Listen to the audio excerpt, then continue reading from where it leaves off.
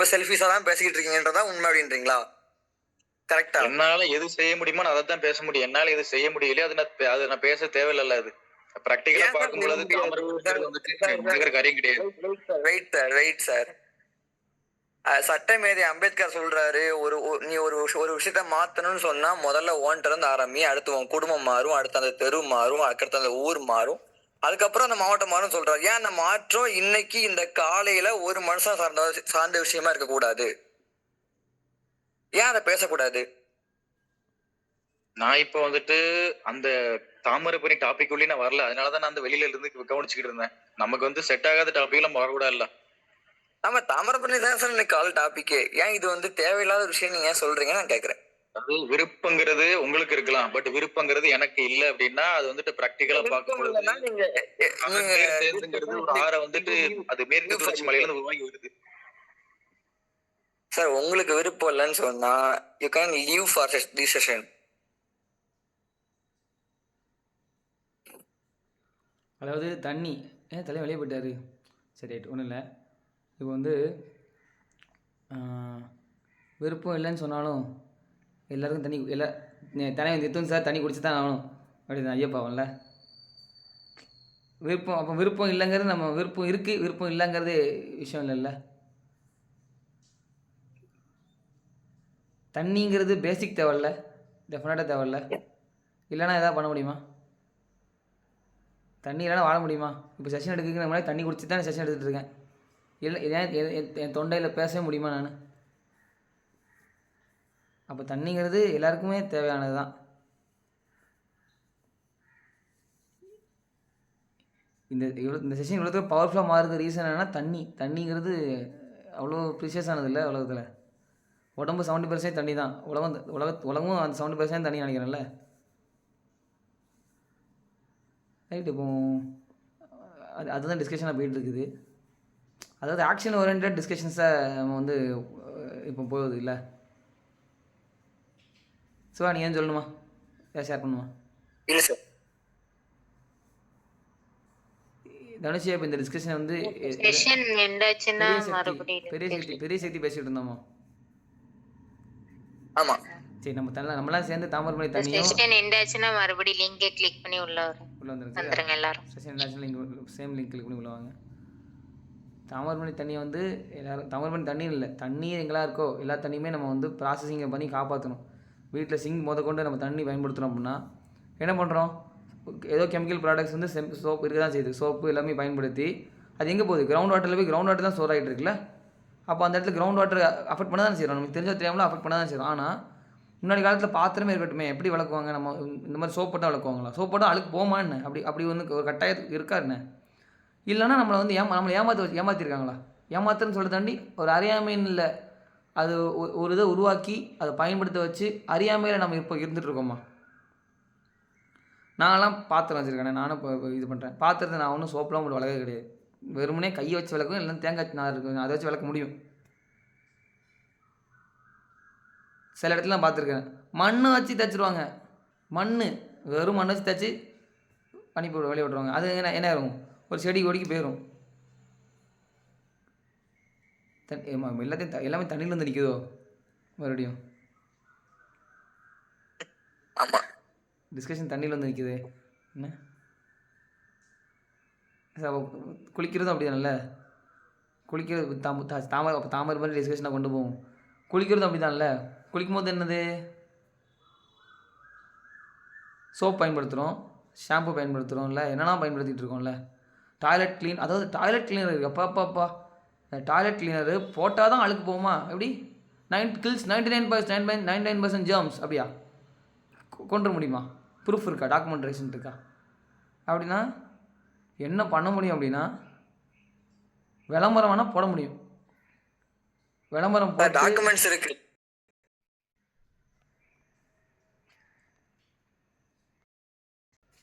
அப்போ பாத்ரூம் கொண்டு நம்ம என்ன பண்ணுறோன்னா அப்படி தான் நடந்துகிட்ருக்கு இல்லையா? கெமிக்கல் ப்ராடக்ட்ஸ்லாம் யூஸ் பண்ணுறோம்.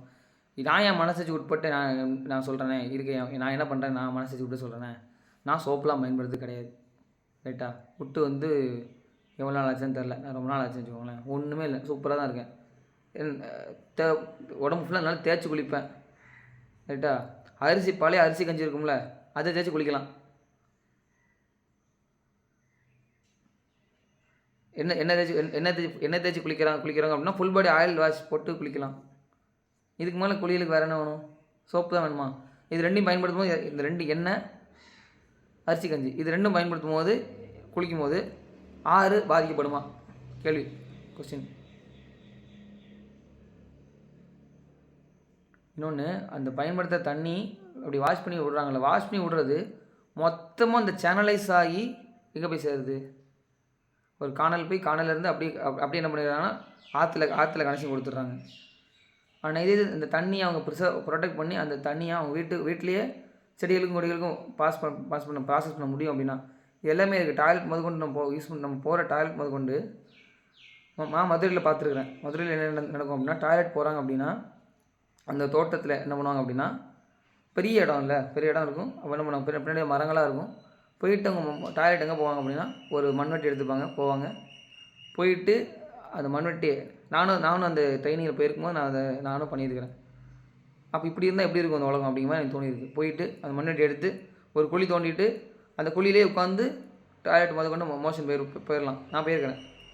போயிட்டு என்ன பண்ணணும், அந்த மண்வெட்டி எடுத்து க்ளோஸ் பண்ணி மூடி வச்சுட்டு என்ன பண்ணிடலாம், வந்துடலாம். அந்த மண்ணை போட்டு மூடி வச்சாச்சு, வந்தாச்சா. அடுத்த நாள் வேறு ஒரு இடத்துல. அப்போ இது வந்து ஒரு 10 days 15 days ஆட்டோமேட்டிக்காக அதுவாக டீகம்போஸ் ஆயிரும்.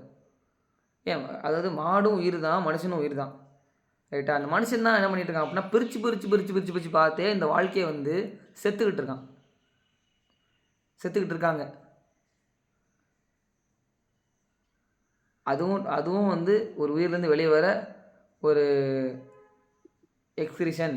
இதுவும் ஒரு எக்ஸ்கிரிஷனுங்கிறத எப்போ சேர்த்து பார்க்க ஆரம்பிக்கிறோமோ அப்போது மனுஷன் அப்போ தான் உரத்துக்கான உண்மையான டெஃபினேஷனை நம்ம புரிஞ்சிக்க முடியும்னு நான் நினைக்கிறேன். அதாவது யோசிச்சு பாருங்கள், மாட்டுக்கு 5 அறிவு, மனுஷனுக்கு 6 அறிவா 7 அறிவா? எத்தனை அறிவு? 6 அறிவு தானே. 5 அறிவோட 6 அறிவு நம்ம, ரைட்டா? ஆனால் 5 அறிவோடு தான் அங்கே வந்து வேல்யூபிளாக பார்க்கப்படுதுன்னா அப்போ என்ன அர்த்தம்னா, அது 5 அறிவுக்கு தெரியுது என்ன சாப்பிடணும் சாப்பிடக்கூடாதுங்கிறது இல்லை, அதுக்கு தெரியுது. ஆனால் நமக்கு தெரியுதா? நம்மளோட வந்து உரமை மாற்ற முடியுதா அப்படின்னா கேள்விக்குறி. ஏன்னா நமக்கு தெரியுது என்னென்னா, மனுஷன் சாப்பிட்றது வந்து அவனுக்கு தேவையானதை சாப்பிடல, அவன் சாப்பிட்றது எல்லாமே என்னெல்லாம் சாப்பிடணும்னு தெரியும்ல, தேவையில்லாத என்னெல்லாம் சாப்பிடணும்னு தெரியும்ல, அது சாப்பிட்டுட்டு இருக்கான். நம்ம கரெக்டாக சாப்பிட்டோம் அப்படின்னா, கரெக்டாக ஒருத்தர் வாழ்ந்தாங்கன்னா அது ஒரு உரமாக வராதா? மாடு மாதிரி மாறதான் செய்யும். அப்போ மாற்ற வேண்டியது என்னது? உணவு பழக்கத்தை நம்ம என்ன பண்ண வேண்டியது தான், மாற்ற வேண்டியது.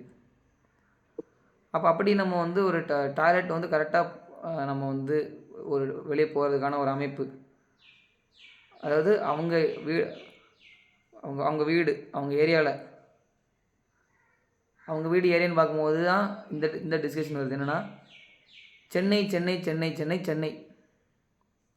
எல்லோரும் போய் சென்னையில் உட்காந்தாச்சுன்னா போகிறதுக்கு எங்கே இடம் இருக்கும்? தமிழ்நாட்டில் போகிறதுக்கு இடம் இருக்கான்னு கேட்டாச்சுன்னா எக்கச்சக்கமான இடம் இருக்குது.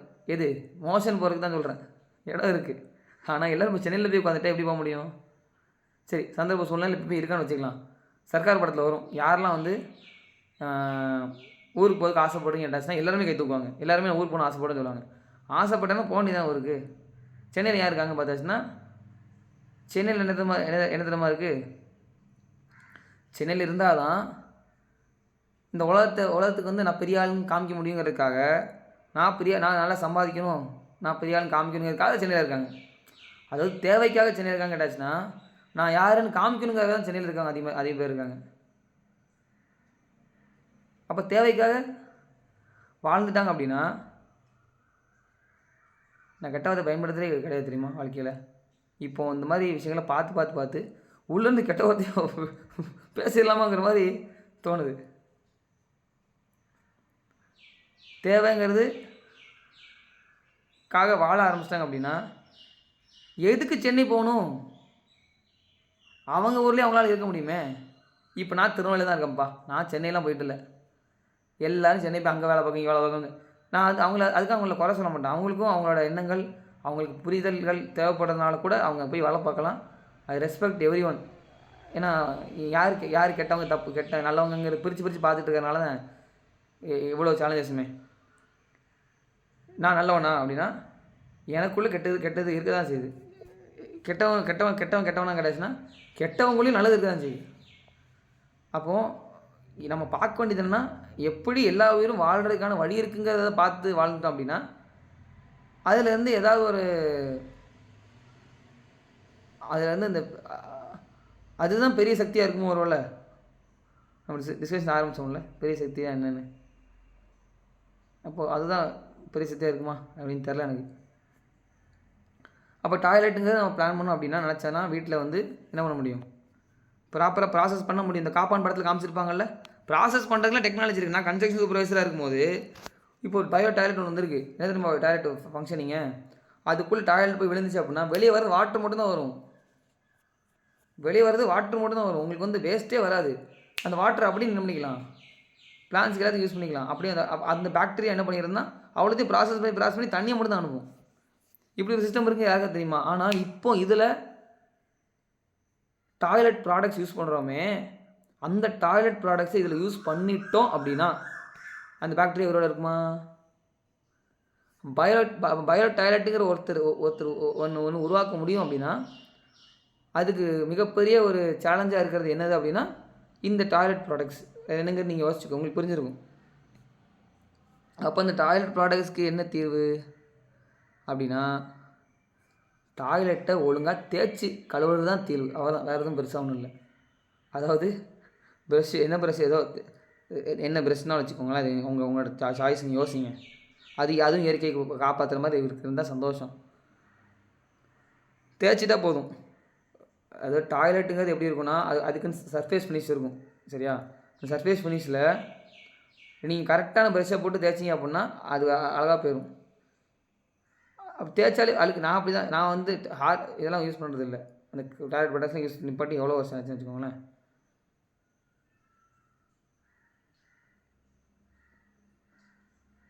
அப்படி பயன்படுத்தியாச்சுன்னா இப்போ ரீசெண்டாக 1 or 2 இயர்ஸ்னு நினைக்கிறேன். 1 or 2 இயர்ஸாக நான் வந்து இந்த ப்ராடக்ட்ஸ்லாம் வந்து கம்ப்ளீட்டாக சுத்தமாக எதுவும் யூஸ் பண்ணுறது கிடையாது. அப்போ அந்த டைமில் அது அந்த அந்த ப்ராடக்ட் இல்லாமல் முடியுமே. நான் என்ன பண்ணுறேன் அப்படின்னா நல்லா தேய்ச்சிருவேன், தண்ணி நல்லா ஊற்றிடுவேன். அதான் நான் பண்ணுறது. அதாவது தண்ணியை இந்த பைப்பு திறக்கிறதுல அதிகமாக திறந்து நம்ம வேஸ்ட் பண்ணுறோமோ அப்படிங்கிற கவனத்தை செலுத்துறதை விட இருக்கிற தண்ணியை நிறைய இருக்க தான் செய்யுது, நீங்கள் யூஸ் பண்ணுங்கள், ரைட்டா? போகிற தண்ணி நிலத்தடி நீருக்கு தான் போகுது. ஆனால் அந்த தண்ணியை காப்பாற்றுறோமா, தண்ணி வந்து கீழே போகிற தண்ணி வந்து கிரவுண்ட் வாட்டரை காப்பாற்றுதா அப்படின்னு பார்க்கலாம். நான் தண்ணி வந்து அதிகமாக யூஸ் பண்ணுவேன். ஏன்னா யூஸ் பண்ணுற தண்ணி எல்லாத்தையுமே ப்ராப்பராக நிலத்தடி நீருக்கு போகும்போது எதுவும் ஆகாதுன்னு நான் நினைப்பேன். அது கண்டிப்பாக டாய்லெட் ப்ராடக்ட்ஸ் போட்டு தண்ணியை காப்பாற்றுங்கிறதுக்காக தேய்ச்சி கழுவி கிரவுண்ட் வாட்டர் இது பண்ணுறதுக்கு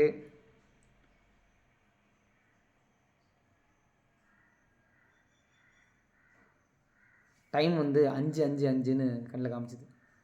அப்போ அந்த டைமில் என்ன பண்ணலாம் அப்படின்னா தேவைக்கு வாழ்ந்துட்டோம். இந்த மாதிரி அது இந்த விளம்பரத்தில் வருது எல்லாமே இருக்குல்ல, விளம்பரத்தில் வருது எல்லாமே அதாவது அந்த விளம்பரம் போடுறாங்கல்ல, அவங்க மனசாட்சிக்கு வந்து அவங்களே கட்டுப்பாத்தாங்களே தெரிஞ்சு போயிடும். இந்த விளம்பரம் போடணுமா அப்படின்னு சொல்லி அப்படின்னு குற்றவுணர்வு வந்துடும்.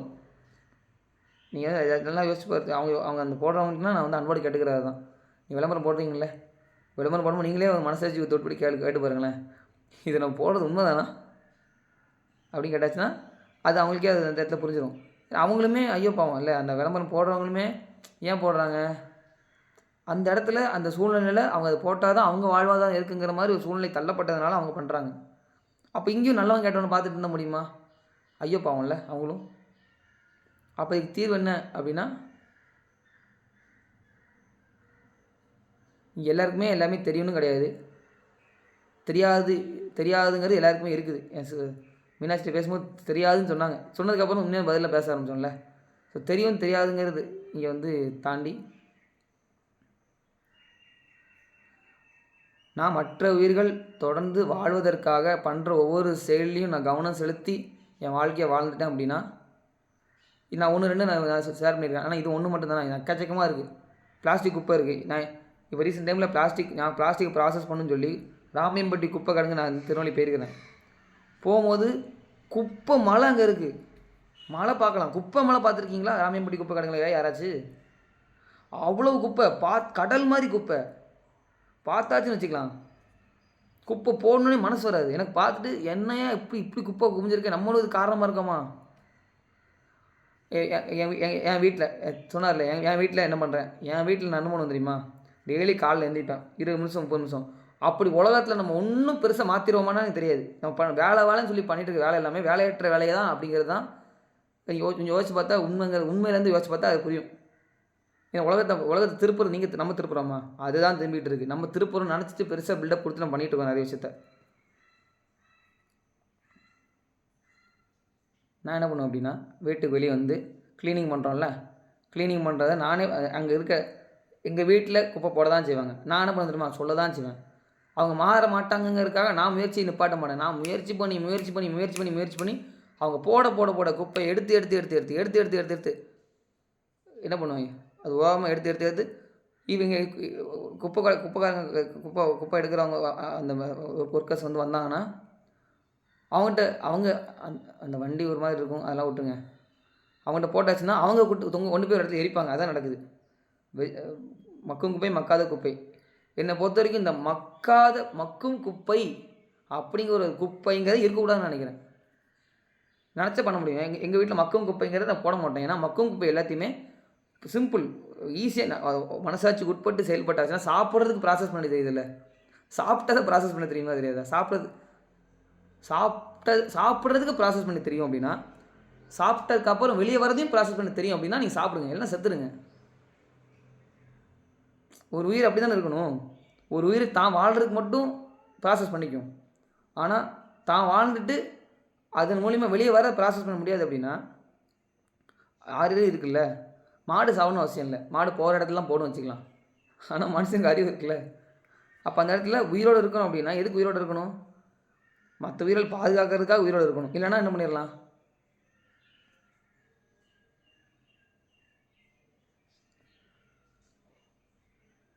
ஸோ மாடு நம்மளாம் ஒன்றா. மாடு சாணம் வந்து போடுது, மனுஷன் சாணம் போடுது, மாடு 2 மணி ஒன்றா ஒன்று தான். எப்போ அப்படின்னா சாப்பாடில் நம்ம கவனம் செலுத்தணும் அப்படின்னா, சாப்பாடை இயற்கையை சார்ந்த சாப்பாடை சாப்பிட்டு வாழ்ந்துட்டோம் அப்படின்னா, இயற்கை சார்ந்த உணவுங்க என்னங்கிறது தேடணும். அதெல்லாம் தெரிஞ்சுக்க வேண்டியிருக்குல்ல. நிறைய பேர் ஷேர் பண்ணுறவங்க சாப்பிட்றவங்க இருந்து தான் இருக்காங்க. அது என்னங்கிறது பார்த்து அதுவுமே என்ன உணவாக இருக்கணும்னா, வெளி நாடுகள்லேருந்து வெளி ஊர்கள்லேருந்து இறக்குமதி ஆகிற உணவாக இருக்கணுமா? அப்படி இறக்கி தான் வந்து சாப்பிட்டுட்டு இருந்தோம்மா உணவு அந்தந்த ஏரியாவிலே நம்ம உருவாக்க முடியும். என் மைண்ட்லாம் இருக்குப்பா. எனக்கு ஒரு ஆசை. அது என்ன நடக்குதுன்னு தெரியாது. ஆனால் நான் ஆசைப்பட்றேன், திருநெல்வேலிக்கு தேவையான எல்லாமே திருநெல்வேலியே நடக்கணும். எப்படி இருக்குது? அப்போ அப்படி நடந்துருச்சு அப்படின்னா இங்கே இருக்கிற சேலஞ்சு, முக்கியவாசி சேலஞ்சு நம்ம கம்மி பண்ணிடலாம். இந்த பிளாஸ்டிக் பேக்கெட்ஸுங்கிறது கம்மி பண்ணிடலாம். இது ஜஸ்ட் இமேஜின் பாருங்க. முன்னாடி அப்படி தான் இருந்துச்சு. நம்ம தான் பயன்படுத்திக்கிறோம், காம்ப்ளெக்ஸ் பண்ணி வச்சுருக்கோம். ஒவ்வொன்றும் அங்கங்கே எங்கெல்லாமோ வந்துட்டுருக்கு. எல்லாத்தையுமே திருநெல்வேலிக்குள்ளே பண்ணிட்டு அந்த ஒரு சர்க்கிள், ஒரு க்ளோஸ் சர்க்கிள், அதுக்குள்ளே எல்லாமே நடந்துடும். அப்படின்னா எதுக்கு நம்ம வெளிநாட்டுக்கு அதை அனுப்புகிறோம், இதை அனுப்புகிறோம், எக்ஸ்போர்ட் பண்ணுறோம், இம்போர்ட் பண்ண சொல்கிறோம்ல. எதுக்கு பண்ணணும்? எக்ஸ்போர்ட் இம்போர்ட்டுங்கிறது எதுக்கு தேவைதானா? எனக்கு தெரியல. மேபி ஏதாவது சில விஷயங்கள் தேவைப்படலாம், அது தெரில. ஆனால் இந்த இடத்துல யோசிச்சு பாருங்கள்.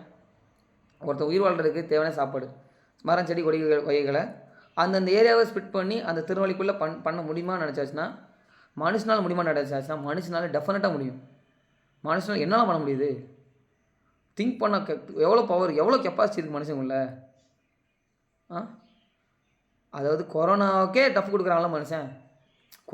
இயற்கை வந்து இயற்கை வந்து வச்சு செய்யணும் வந்தாலும் அந்த இயற்கைக்கே டஃப் கொடுக்குற அளவுக்கு ஒரு வேக்சின் கண்டுபிடிச்சி அதுலேருந்து தப்பிக்கிற அளவுக்குலாம் முயற்சி பண்ணுறாங்க. அப்போ மனுஷனால முடியாதுன்னு இருக்கான்னு கிடச்சுன்னா இதெல்லாம் ஜுஜிபி மேட்ரு ஈஸியாக அசால்ட்டாக பண்ணிடலாம். எனக்கு என்னோட ஆசை தான். ஃபஸ்ட்டு திருநெல்வேலி இந்த மாதிரி ஒவ்வொரு ஊர்லேயுமே அவங்கவுங்க அந்தந்த ஊருக்குள்ளே அந்த க்ளோஸ் சர்க்கிளுக்குள்ளே என்ன பண்ணணும், இந்த மாதிரி ஒரு பார்ட்டர் சிஸ்டம் முன்னாடி இருந்துச்சுல்ல, BARTER சிஸ்டம், குடுக்கல் பண்டமாற்று முறை. அந்த மாதிரி அதுக்கு காசை பற்றி நான் வரல, அதெல்லாம் தெரியாது எனக்கு. இதில் பிட்காயின் எல்லாம் சொல்லிகிட்டு இருக்காங்க, அதெல்லாம் எனக்கு தெரியல, எப்படி நடக்கும் தெரியாது. ஆனால் ஒன்று மட்டும் தெரியும், ஏன் ஒருத்தன் போதும்னு நினைக்கிறான்னா அவன் தான் கோடீஸ்வரங்கிறது தெரியும். ஏன்னா வேணும்னு நினைக்கிற வரைக்கும் முடிவே கிடையாதுல்ல. போதும் நினச்சாச்சுன்னா அன்னைக்கு அவன் கோடீஸ்வரன்.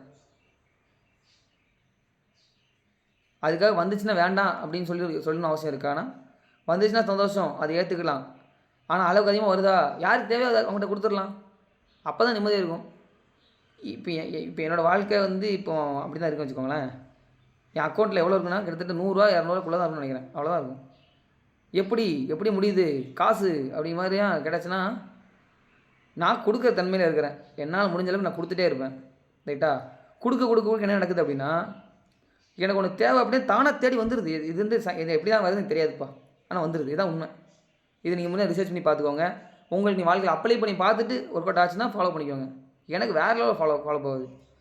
நேற்று கூட ஒரு கொரியர் போட போயிருந்தேன்.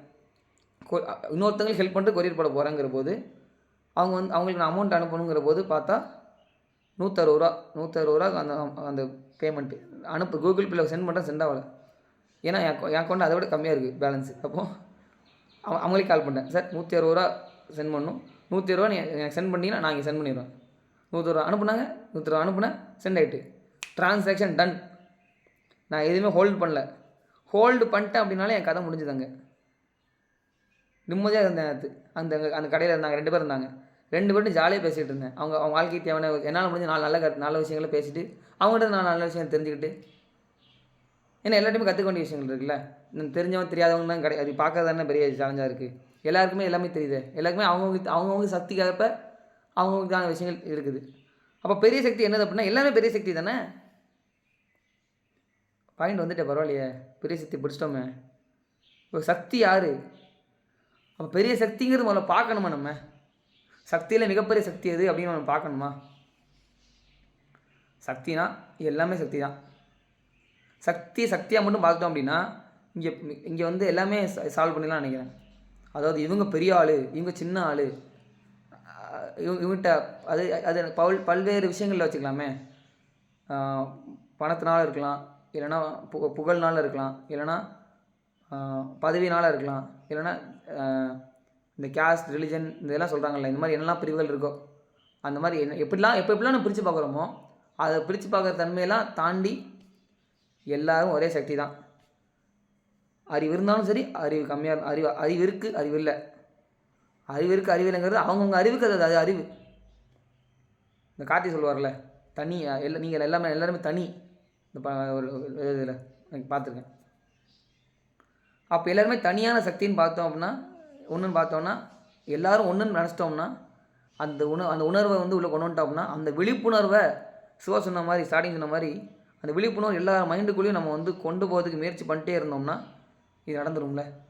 நடக்க வேண்டியதெல்லாம் தானே நடந்துரும்ல.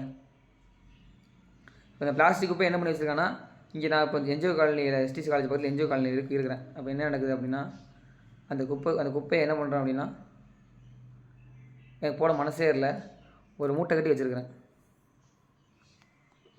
வர பிளாஸ்டிக் குப்பை எல்லாத்தையுமே என்ன பண்ணியிருக்கேன் அப்படின்னா, என்ன தான் நடக்குதுன்னு பார்த்துருவோம். இதை எப்படியாவது அதாவது எங்கள் வீட்டில் இருக்கும் எரிச்சிட்டு இருந்தேன். இது இந்த பிளாஸ்டிக் குப்பையில் மூட்டை கட்டி அப்படி இருக்குது.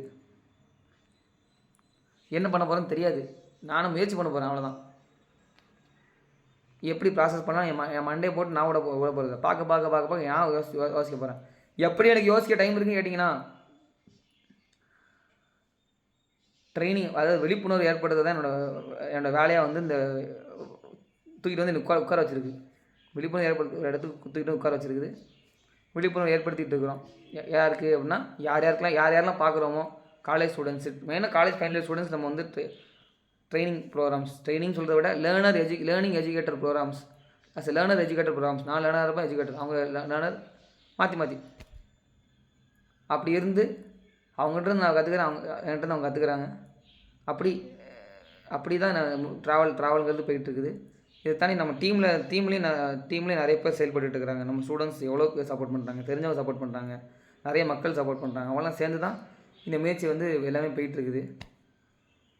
ஃபைனலாக சொல்லணும்னா, மனசாட்சிக்கு உட்பட்டு கருணையோட மற்றவர்களின் நன்மைக்காக தொடர்ந்து செயல்பட்டோம் அப்படின்னா எனக்கு தெரிஞ்சு ஒவ்வொன்றா ஆட்டோமேட்டிக்காக சூப்பராக எல்லாமே நடந்துடும் அப்படின்னு சொல்லி எனக்கு நம்பிக்கை இருக்குது.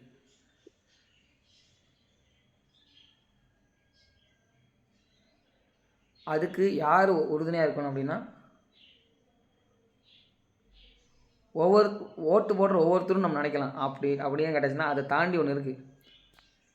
உலகத்தில் இருக்கிற ஒவ்வொரு உயிரும் மனுஷனால் ஓட்டு போட முடியும். ஆனால் மற்ற உயிர்களால் என்ன பண்ண முடியும்னா ஓட்டே போடாமல் நம்மளை வச்சு செய்யும், கண்ணுக்கு தெரியாமல் வச்சு செய்யும். அப்போ கண்ணுக்கு தெரியாமல் வச்சு செய்கிறதுக்கு தப்பிக்கணும் அப்படின்னா மற்ற உயிர்களை நன்மை செஞ்சிட்டோம் அப்படின்னா நம்மளை ஓட்டு போட்டு பைத்தியக்காரனை சுத்த விட்டுட்டு இருக்குல்ல, யாருக்கு ஓட்டு போட சத்தியமாக தெளிவு நிறைய பேருக்கு இருக்க மாட்டாச்சுன்னா கேள்வி தான். பைத்தியக்காரங்களை நம்ம சுத்த விடுறதுக்கு காரணம் தெரியுமா? இயற்கையை நம்ம வந்து பாதுகாக்க வேண்டி இருக்குது. சாரி, இயற்கையை மட்டும் பாதுகாத்தோம் அப்படின்னா அந்த இயற்கையை நம்ம பதிலை கொடுத்துரும்.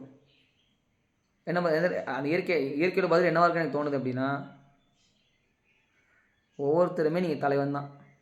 என் மனசாட்சி உட்பட்டு உனக்கு தேவையானதை நீ வந்து எடுத்துக்கிட்டு தேவையானதை சாப்பிட்டுக்கிட்டு கொடுத்து உன் வீட்டில் ஒரு பயிரை வச்சு வளர்த்து அதை மற்ற வீடு கொடுத்துட்டு மற்ற ஊரில் ஒரு பயிர் வச்சு அதை நீ வாங்கிக்கிட்டு உன் ஊரில் அவங்க ஊரில் இருக்கிற இடத்துல போதும் மொட்டை மாடியில் பண்ணலாம்.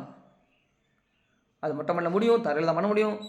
அதெல்லாம் தாண்டி பண்ணணும்னு நினச்சாச்சுன்னா பண்ணலாம். மண் மாற்றுவோம். மண்ணை தேவட்ட கீழே போட்டு மண்ணை மாற்றுவோம். ஒரு நன்மைக்காக நம்ம முயற்சி எடுக்கணும்னா இறங்கி எடுத்து தான் ஆகணும். அப்படி எடுத்தாச்சுன்னா எனக்கு தெரிஞ்சு இது எல்லாமே நன்மையின் பக்கம் டெஃபினட்டாக உறுதியாக கொண்டு வந்து சேர்க்கும்னு சொல்லி எனக்கு ஒரு ஆழமான ஒரு நம்பிக்கைன்னு சொல்லலாமா தெரில. நம்பிக்கை ஆல்ரெடி வார்த்தை பயன்படுத்தினேன். நம்பிக்கை தானே எனக்கு ஆழமான ஒரு உள்ளுணர்வு சொல்லுது, அவ்வளோதான். இப்போ நான் பேசுகிறது எல்லாமே நான் பிளான் பண்ணியே பேசிகிட்டு இருக்கேன்னு நினைக்கிறீங்க? ப்ரிப்பரேட் ஸ்பீச் ஆகுது என்ன? ப்ராக்டிஸ் பண்ணியே பேசிகிட்டு இருக்கேன்னு நினைக்கிறீங்க? மோட்டிவேஷன் கொடுக்கணும்னு பேசிகிட்டு இருக்கேன்னு நினைக்கிறீங்க? இதெல்லாம் அப்படி தோணுது, சொல்கிறேன், அவ்வளோதான்.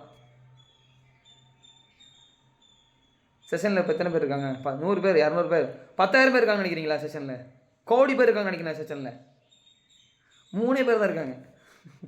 பாருங்கள், செஷனில் வெறும் 3 பேர் தான் இருக்காங்க. 3 பேர் இருந்தாலும் எப்படி இப்படி பேச முடியுது அப்படின்னா, ஏன்னா எனக்கு உணர்வு இருக்குது, நான் பேசுகிறேன், அவ்வளோதான்.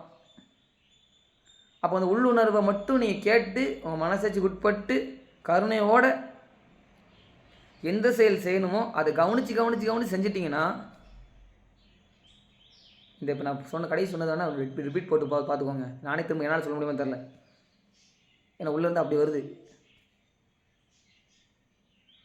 எஸ்டிசி காலேஜ் முன்னாடி இந்த இதை நான் வாசிச்சிருக்கிறேன். அது அப்படின்னா இன்கரப்டபிள் க்ரௌன் போட்டிருக்கும் எஸ்டிசி காலேஜ் முன்னாடி திருநெல்வேலியில். அப்படி இந்த இன்கரப்டபிள் க்ரௌனுங்கிறது என்ன அப்படின்னா, உள்ளுணர்வுக்கு ஒருத்த மனசாட்சியோட செயல்படுறது அப்படின்னு சொல்லி நான் நினைக்கிறேன். யாரும் அப்போ அரசன் யார், அரசு யார் அப்படின்னா, அது அந்த இம்மார்டல் ரூலர் ஒருத்தர் வராரு, காப்பாற்றுவார். உங்கள் உள்ளுணர்வு வந்து தூண்டப்பட்டு நீங்கள் புரிஞ்சுக்கிட்டீங்கன்னா, என் தலைவர் நிதின் சார் சொல்லியிருந்தார் இல்லையா, அந்த பாயிண்ட் கரெக்டாக சொல்லியிருந்தார். ஒருத்தனுக்கு எப்போ ஞானம் பிறக்குதோ அப்போ தான் அவங்க வந்து ஒரு ஆன்சர் சொன்னார்ல, சூப்பரான ஆன்சரில் ஞானம் பிறக்குதோ அப்போ தான் தனுஷ் என்ன சொன்னாங்க? ஆக்சுவலாக ஞானம் பிறக்கும் போது யாரு பெரிய சக்தி அப்படிங்கிறதுக்கு யார் ஒருத்தங்க ஞானம் சூப்பர்ல. யாரு பெரிய சக்தி அப்படின்னா, சக்தி யார் சக்தி, அதாவது சக்தியாக யார் மாறுறாங்க இப்படி வச்சுக்கலாமே. எல்லாருக்கிட்டையும் சக்தி இருக்குது. அந்த சக்தியை செயலை மாற்றுறதுக்கான சக்தியை செயலை மாற்றுறதுக்கான புரிதல் யாருக்கு வருது அப்படின்னா, ஞானம் பிறக்கிறவங்களுக்கு வருது அப்படி வச்சுக்கலாமா. அப்போ ஞானம் யாருக்கு பிறக்குது அப்படின்னா,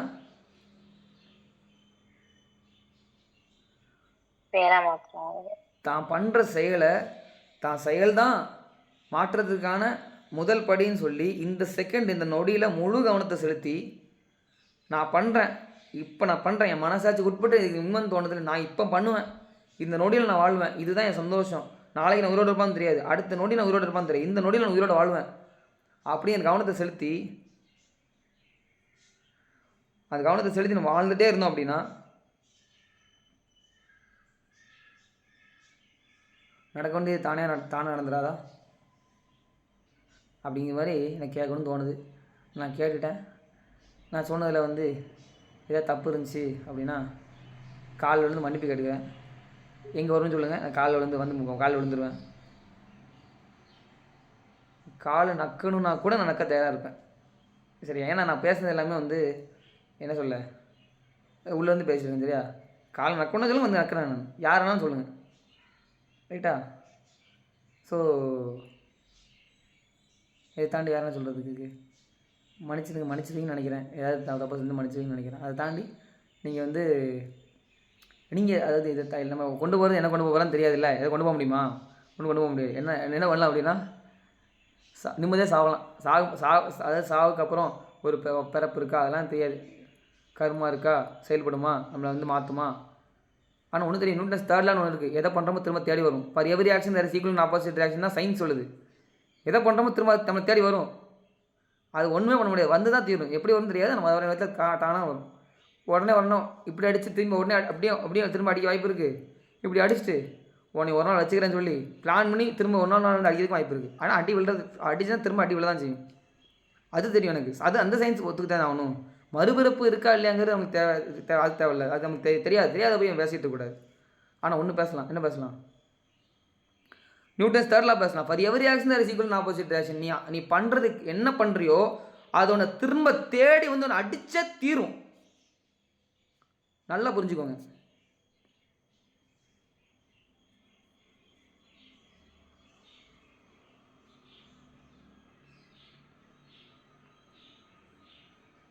ஸோ வந்து மன்னிப்பு கேட்கணுன்னா எங்களால் சொல்லுங்கள், நான் வர தயாராக இருக்கேன். நான் பேசினது எதுவும் எனக்கு தெரில. ஆனால் தயவு செஞ்சு யார் உதவி பண்ணணும்னு நினைக்கிறீங்களா தெய்வங்களா, அந்த உதவி பண்ணு நினைக்கிறீங்க, இந்த முள்ளுணர்வு இருக்குல்ல, அவங்க தான் தெய்வங்கள் கடவுள்கள் அப்படின்லாம் பேர் வச்சுக்கலாம், கூப்பிட்டுக்கலாம். ஆனால் உண்மை தெய்வங்களாம் எல்லாருமே தெய்வங்கள் தான். அந்த உள்ளுணர்வு வரவங்க வந்து முன்னாடி வந்து ஹெல்ப் பண்ணுற தெய்வங்கள் வச்சுக்கலாமே. ஸோ அப்படி யாரும் இருக்கீங்கன்னா நம்மளால் முடிஞ்ச முயற்சியை ஸ்டூடெண்ட்ஸோடு சேர்ந்து ஏதோ பைத்தியகாரத்தனமாக நம்மளால் முடிஞ்ச முயற்சி பண்ணுறோம். சாகும்போது நான் நிம்மதியாக சாவான்னு எனக்கு நம்பிக்கை இருக்குது. நம்பிக்கை இருக்குது. அப்படி யாரெல்லாம் சாகும்போது நிம்மதியாக சாகணும்னு நினைக்கிறாங்களோ அவங்களாம் வந்து எங்கள் கூட இந்த சாவர பணியில் ஈடுபடலாம்.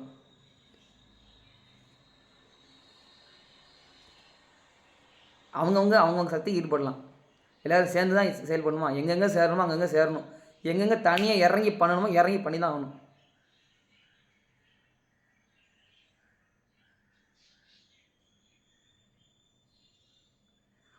எனக்கு தமிழ்நாடு வந்து ஒரு சோலைவனமாக மாற்றணும்னு சொல்லி ஒரு முன்னாடி ஒரு சின்ன வயசுல ஏன்னு தெரில, அப்படி ஒரு எண்ணம் எல்லாம் ஒரு பாயிண்ட் ஆஃப் டைமில் அப்படிலாம் தோணுச்சு. ஏன்னு தெரில. அப்போ தமிழ்நாடு மட்டும்தான் இந்த நாடா என்ன? தமிழ்நாடு மட்டும் பெரிய நாடா என்ன? தமிழ் மட்டும் தான் பெரிய தமிழா என்ன? எப்படி? தமிழ் மொழி தான் மிகப்பெரிய மொழி, எல்லாத்துக்கும் காரணமான மொழின்னு ஒன்று இருக்கா? தமிழ் தான் அப்படின்னா ஓகே, இருந்துட்டு ஓகே, சந்தோஷம். நம்ம I will definitely respect that. Because தமிழுங்கிறது உருவானது வந்து எப்படி உருவாச்சுங்கிறது தான் ஒரு பக்கம் இருக்கட்டும். அது நம்மளை காப்பாற்றுறதுக்காக உருவாகிருக்குன்னு கூட உயிர் மொழி, உயிர் சக்தி, ஆ ஆ இ இ ஊங்கிற வார்த்தைங்களே 2 பேர் இணையும் போது வர சத்தமே ஆ ஆ இ ஊ தான். அதெல்லாம் நீங்கள் எத்தனை பேர் அனலைஸ் பண்ணிப்பீங்கன்னு தெரியாது. அப்போ அந்தளவுக்கு உயிர் உருவாகிறதுக்கான சக்தி அந்த வார்த்தையவே நம்ம வந்து என்ன பண்ணியிருக்காங்க அப்படின்னா உயிரெழுத்துக்களாக வச்சுருக்காங்க. பேர் உயிரெழுத்து வச்சுருக்காங்க. அப்போ யோசிச்சு பாருங்கள், தமிழ் எவ்வளோ பெரிய விஷயம் இல்லை தமிழ். ஆனால் அதுக்காக செல்லக்குட்டிகளா அது தமிழ் வந்து எல்லாத்தையும் வாழ வைக்கணும்னு நினைக்கும் தமிழ். அப்போ தான் தமிழ் எப்படி?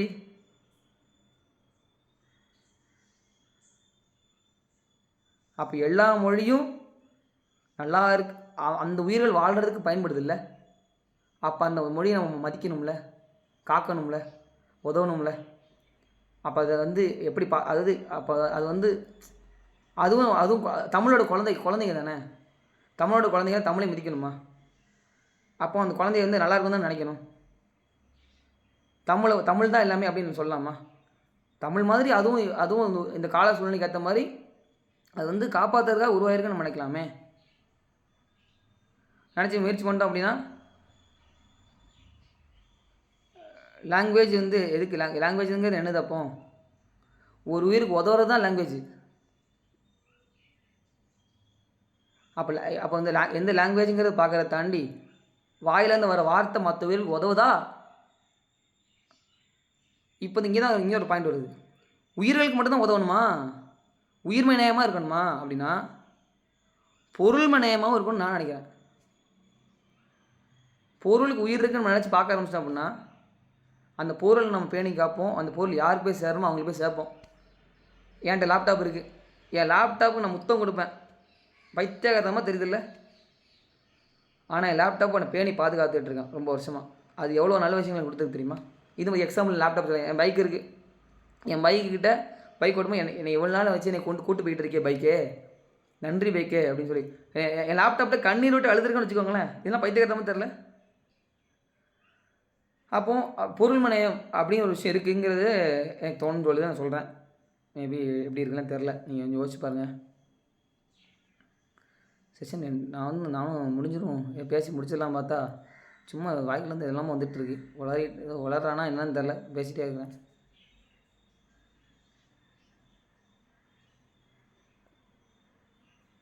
உங்களுக்கு மட்டும் தெரியுது, உள்ளுணர்வுக்கு ஏற்ற மாதிரி நம்ம மனசாட்சிக்கு உட்பட்டு நம்ம செயல்பட்டுகிட்டே இருந்தோம் அப்படின்னா நடக்க வேண்டியது ஒன்றா நடந்துடும் அப்படிங்கிற ஒரு தாட் வருது.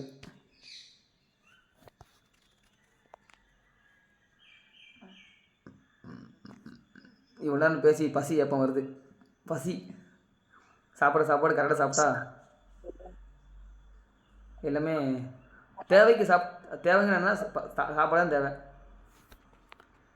பாருங்களேன், ஏப்பத்திலேருந்து எத்தனை பேர் சாப்பிட்டு ஏப்ப விட்டுட்ருக்காங்க அந்த கண்டென்ட் வந்துட்டு. ஆனால் அதான் தேவைக்கு சாப்பிட்டாங்க அப்படின்னா ஓகே. ஆனால் இப்போ தேவைக்கு சாப்பிட்றவங்க யார் இருக்காங்க? நிறைய பேர் இருக்காங்க.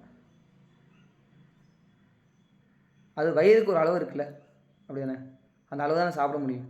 அதுக்கு மேலே சாப்பிடுவோமான்னு கேட்டாச்சுன்னா நிப்பாட்டிடுவோம்ல. அது அந்த அறிவு இருக்குல்ல. ஆனால் அதே மாதிரி இந்த ஊர் இருக்கே, மக்கள் இருக்காங்களே, அந்த எல்லா மக்களுக்கும் தேவையானது சரியாக போய் சேரணும்ல. அவங்க கரெக்டாக சாப்பிட்ணும்ல. ஒவ்வொருத்தருக்கும் தேவையான விஷயம் போய் சேரணும்ல. சேரணும் அப்படின்னா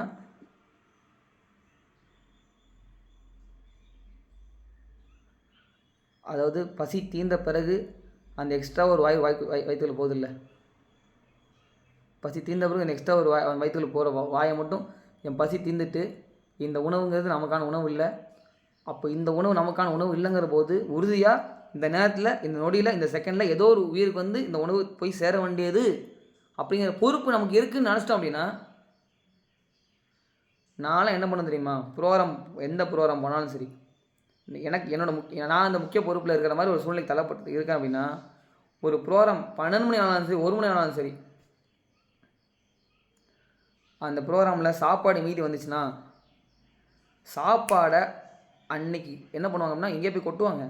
அது இந்த திருநெல்வேலி தான் இருக்குங்கிற போது எங்கேயோ போய் கொட்டி அப்படி. ஆனால் அந்த இதை என்ன பண்ண முடியும்? உயிரை காப்பாற்ற முடியுங்கிற ஒரு ரிசோர்ஸு. அந்த ரிசோர்ஸை நான் என்ன பண்ணுவேன் அப்படின்னா எந்தெந்த தெருவில் எந்தெந்த மாடு எங்கெங்கே இருக்குங்கிறது எனக்கு தெரியும். அப்படின்னு தூக்கிட்டு ஆனால் கன்வின்ஸ் பண்ணிடுவோம். விடவே மாட்டேன், யார் கூட இருந்தாலும் கன்வின்ஸ் பண்ணி தூக்கிட்டு போயிடுவேன். தூக்கிட்டு போய் புது பசங்கள்லாம் சில டைம் மாடு வந்துடும். அங்கே இட்லியெல்லாம் போட்டால் மாடு சூப்பராக சாப்பிடும். இது மாதிரி எங்கெங்கே இந்த ரோஜா பூ மாடெலாம் இருந்தாச்சுன்னா எட்டு வந்தாச்சுன்னா போட்டாச்சுன்னா பன்னீர் மாடெலாம் என்ன பண்ணும்? மாடு சாப்பிடும். இந்த மாலை மரியாதைகளுக்கெல்லாம் என்ன பண்ணுறாங்கன்னா மாலையெல்லாம் ரொம்ப போடுறாங்கல்ல. அப்போ ஆக்சுவலாக எங்கே பயன்படுத்தணுமோ அந்த பூக்களை அங்கே பயன்படுத்திருக்கணும்னு நினைக்கிறேன். அப்போ அந்த மாதிரி மாடுகள் என்ன அந்த தேவைக்கு, அதாவது அது நல்லா சாப்பிடும். ஏன்னா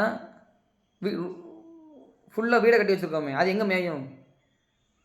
தெருவாக சாப்பாடு பிச்சை எடுத்து, அதாவது ஐயோ பாவம், அதாவது அது பிச்சை எடுத்துகிட்டு இருக்கு. வீடு வீடாக போய் பிச்சை எடுத்துருக்கு தெரியுமா? மாடு தெரியுமா? மாடை அவ்வளோத்துக்குள்ளே காப்பாற்றுன்னு நினச்சிருக்காங்க தெரியுமா?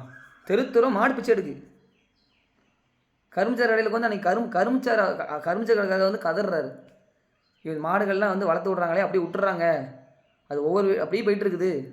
நான் கரும்புச்சார் அந்த இலையெல்லாம் என்ன பண்ணி வச்சு போட்டு சாப்பிட்டு இருக்கு. அது எப்படி சாப்பிடுது தெரியுமா? சாப்பாடு அன்றைக்கி தான் பார்த்த மாதிரி சாப்பிட்டுட்டு இருக்கு.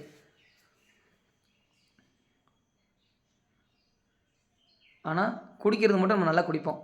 எதை? அது கொடுக்குற பாலை இல்லை. நான் எனக்கு எனக்கு நான் ஒத்துக்கிறேன், எனக்குமே சேலஞ்சஸாக இருந்துச்சு. பால்லாம் நிப்பாட்டுறது எவ்வளோ பெரிய சேலஞ்ச் தெரியுமா? ஏன்னா குடிச்சு உடம்பு பழகிருக்கும்.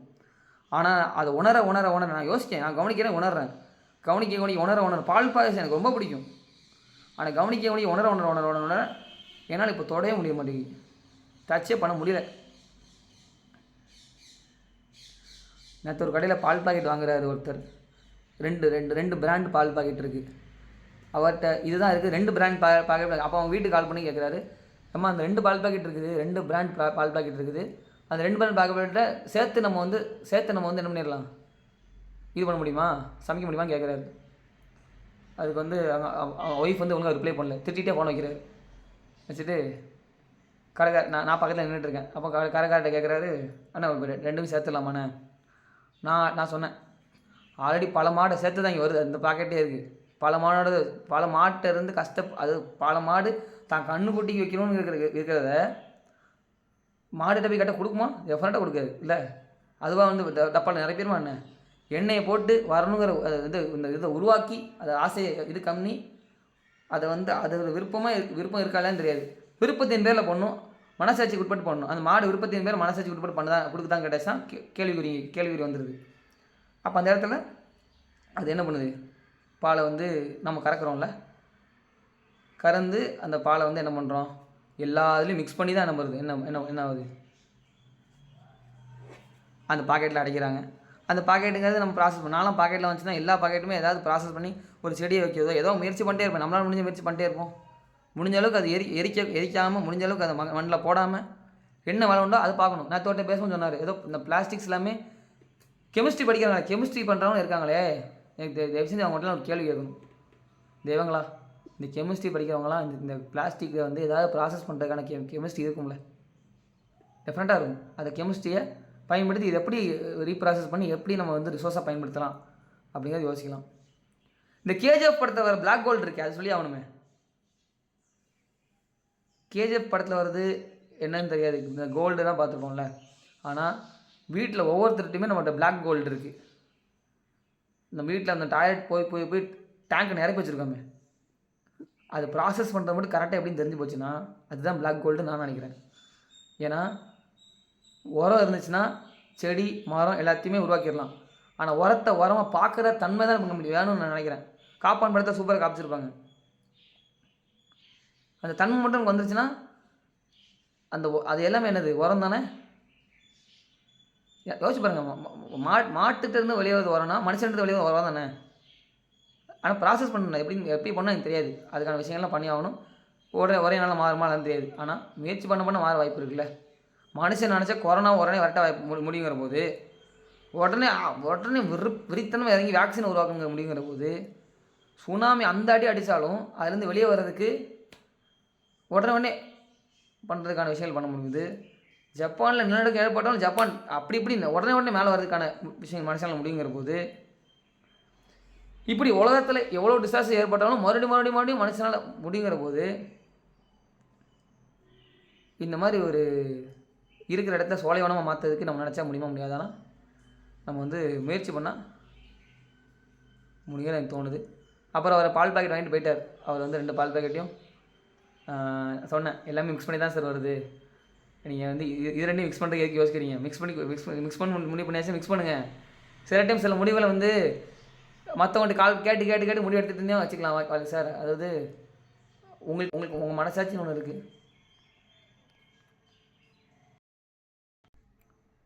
இருந்து 2 பேர் இந்த செஷனில் வந்து வெளியே போயிட்டாங்க, யாருமே இல்லை. அதாவது இப்போ இந்த விஷயத்தை இவ்வளோத்தையும் பேசினேன். இப்போ இந்த ரெண்டு பேர் செஷனில் இருந்தவங்க இப்போ 2 பேர் செஷனில் வந்து வெளியே போயிருக்காங்க, சூழ்நிலை ஏற்பட்டுருக்கு. சரியா? இப்போ இந்த டைமில் யாருமே இல்லை, நான் பண்ணணுன்னு நினைக்கிறேன் ஆனால் பண்ணுறது யாருமே உதவி இல்லை அப்படிமா சூழ்நிலை இருந்தாலும் மனசாட்சிக்கு உட்பட்டு நமக்கு மனசாட்சின்னு ஒன்று இருக்குல்ல, அது எப்போவுமே கேள்வி கேட்டுகிட்டே தான் இருக்கும். விடுமா உங்களை கேட்டுட்டு தான் இருக்கும். அப்போ உங்களுக்கு கூட உள்ள மனசாட்சின்னு ஒருத்தர் இருக்கான் தெரியுமா, அவனுக்கு வந்து அடிப்பணிஞ்சு அவன் சொல்கிறத உள்ளுணர்வு சொல்லும், இதை பண்ணுதுன்னு. அது மாதிரி சொல்கிற மாதிரி உங்களுக்கு எதாவது சொல்லும் பண்ணு அப்படின்னு சொல்லுதுன்னா அதை கேட்டு செயல்பட்டாச்சுன்னா நடக்க வேண்டியது தான் நடக்கும்ல.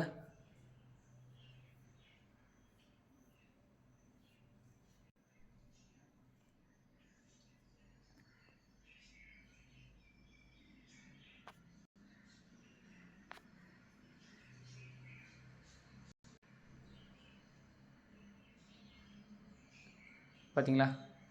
நடக்கும்ல, தானே நடக்கும்ல அப்படின்னு சொன்னோன்னே அடுத்து 2 பேர் வந்துட்டாங்க பார்த்தீங்களா?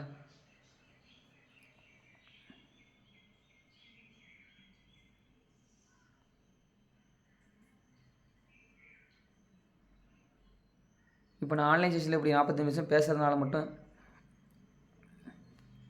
எல்லாத்தையும் நான் மாற்ற முடியுமா? இப்படி இப்படி உணர்ச்சி போங்க எல்லாத்தையுமே ஒவ்வொன்றையும். எனக்கு ஒன்றும் தெரியாது.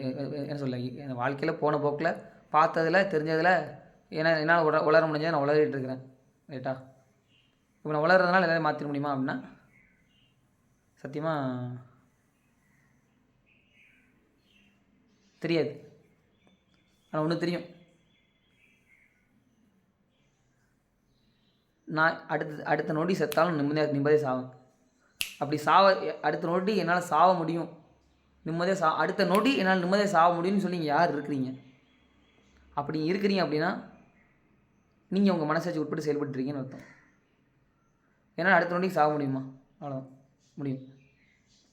அந்தளவுக்கு அந்த ஒரு மேபி பயம் இருக்கலாம். அந்த மாதிரி ஏதாவது அந்த சின்னது வெட்டினா அர்த்தம் வரும், அந்த சின்ன சின்ன பயங்கள் இருக்கலாம். ஆனால் மனசாட்சிக்கு உட்பட்டு நான் சொல்கிறேன், அடுத்த நொடியில் சாவதுக்கான சொல்ல வந்துச்சுன்னா சாகும்போது நிம்மதி இருக்கும். வலி வேறு, நிம்மதி இருக்குமா?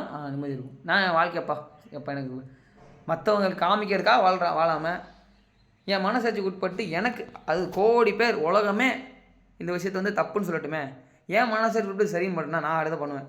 ஒரு புக்கு கோடிக்கணக்கான புக்கு இருக்கட்டுமே, ஒரு புக்கு நான் எழுதுறேன் அப்படின்னா அந்த புக்கு யாருமே வாசிக்க வேண்டாம், நான் வாசிக்கிறேன், எனக்கு அந்த புக்கு பிடிச்சிருக்கு, நான் அந்த புக்கு எனக்காக எழுதியிருக்கேன் அப்படின்னா அந்த புக்கு எனக்காக எழுதியிருக்க அந்த சந்தோஷம் இருக்கே அதுவே போதுமானது அப்படின்னு சொல்லி நினைக்கிறேன். அதுவுமே அந்த புக்கு எழுதுறதுமே வாய் சும்மா இருக்காது போலியா வாய்.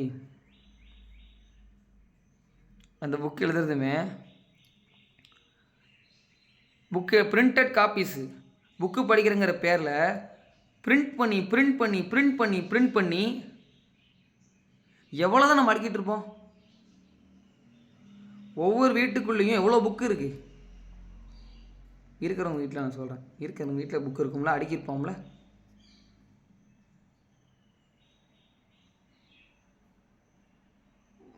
ஒருவனுக்கு ஒருத்திங்கிற விஷயம் நமக்கு தெரியும், ஒருவனுக்கு ஒருத்திங்கிறது தெரியும்.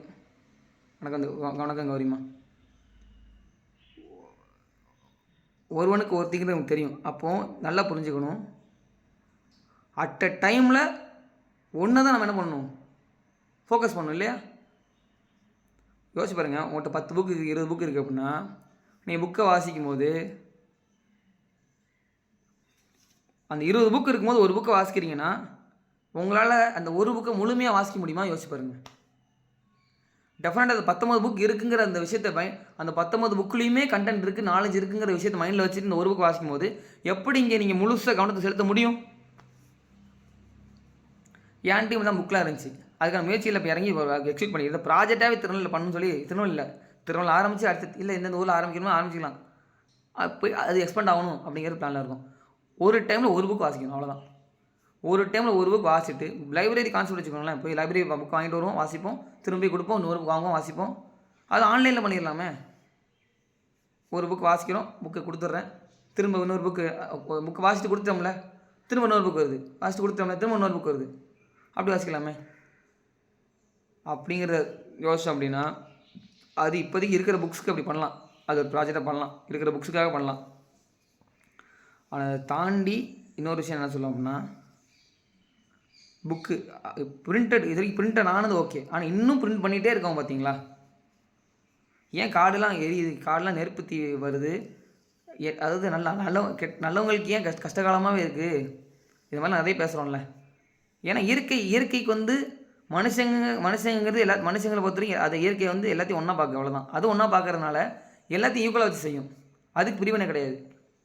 ஸோ ஒருத்தர் பண்ணுறதுக்கு எல்லாத்தையும் பண்ணுவது. சுனாமி வந்து ஒருத்தர் மட்டும் தூக்காது, எல்லாத்தையும் தூக்கும். ரைட்டா? அப்போ அதுக்கு இயற்கையை பொறுத்த வரைக்கும் பிரிவினை கிடையாது, மனுஷனை பொறுத்த வரைக்கும் பிரிவினை, பிரித்து பார்க்குற தன்மை இருக்குது. இல்லை எப்படி சொல்லலாம், ஒன்றா சேர்த்து பார்க்க வேண்டிய தன்மை தேவைப்படுது மனுஷனுக்கு. அப்போ அப்படி சேர்த்து பார்த்தோம் அப்படின்னா பேப்பரே நம்ம பயன்படுத்த முடியாது.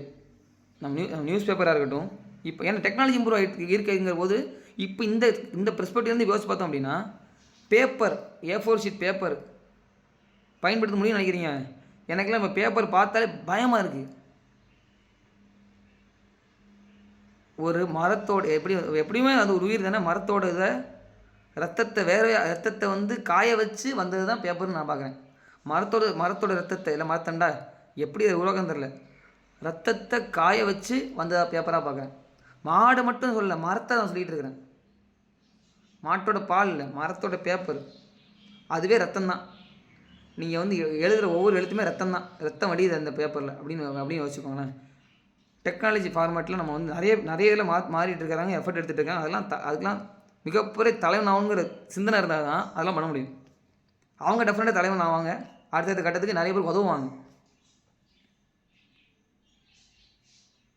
மேபி இப்போ இருக்கிற சூழ்நிலை வேணால் அவங்க வந்து தலைவனை மாறுறதுக்கான ஒரு அமைப்பு இருக்காலாம், ஒரு குழப்பம் ஏற்படுற மாதிரி, இல்லைனா வந்து ஒரு சூழ்நிலை ஏற்படுற மாதிரி, ஒரு நெருக்கடி ஏற்படுற மாதிரி எல்லாமே தெரியலாம். அது எல்லாமே வந்து என்னென்னா, அந்த சுச்சுவேஷனை ஃபேஸ் பண்ணால் தான் அவங்க அந்த நிலையை போக முடியுங்கிறதுக்காக சுச்சுவேஷன் நடந்துகிட்டு இருக்குது அப்படிங்கிறத நம்ம வந்து அந்த இடத்துல புரிஞ்சுக்கலாம். ஸோ அதை புரிஞ்சுக்கிட்டு அவங்க செயல்பட்டால் யார் அந்த ஒருத்தரோ அவங்க வந்து தலைவனை மாறுவாங்கன்னு நம்ம நினச்சா, அந்த ஒருத்தர் யார் அப்படின்னா, அந்த கேள்வியை உங்ககிட்டே விடுறேன், நீங்களே யோசிங்க. அந்த ஒருத்தர் இன்னொருத்தரா இல்லை எந்த ஒருத்தர் அப்படிங்கிறத யோசிங்க.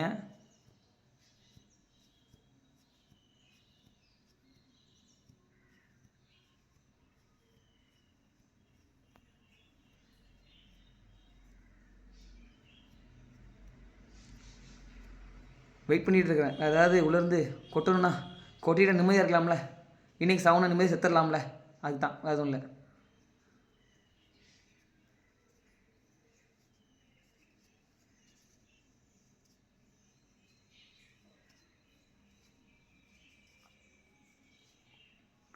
கருணையுடன் கூடிய கவனம்,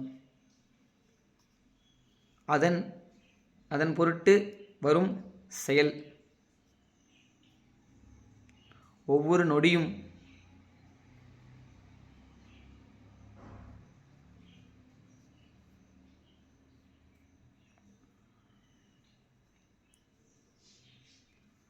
உயிருள்ள பொருட்களும் உயிருள்ளாத பொருட்களும் அனைத்தும் தழைத்து ஓங்குக. அனைவரிடமும் நன்றி உணர்வு, அனைத்து உயிர்களிடம் அனைத்து இருப்பிடமும் நன்றி உணர்வு பெருகுக,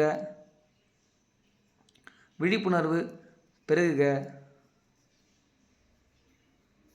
நல்லது நடக்கும்.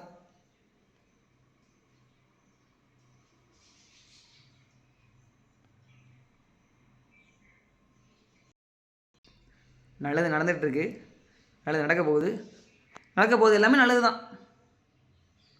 எது எங்கெங்கே எப்பப்போ யாரால் எப்பப்போ நடக்கணும்னு இருக்கோ அது அவங்கவுங்களால் அப்பப்போவால் நடக்கும். அந்த எது யார் என்பது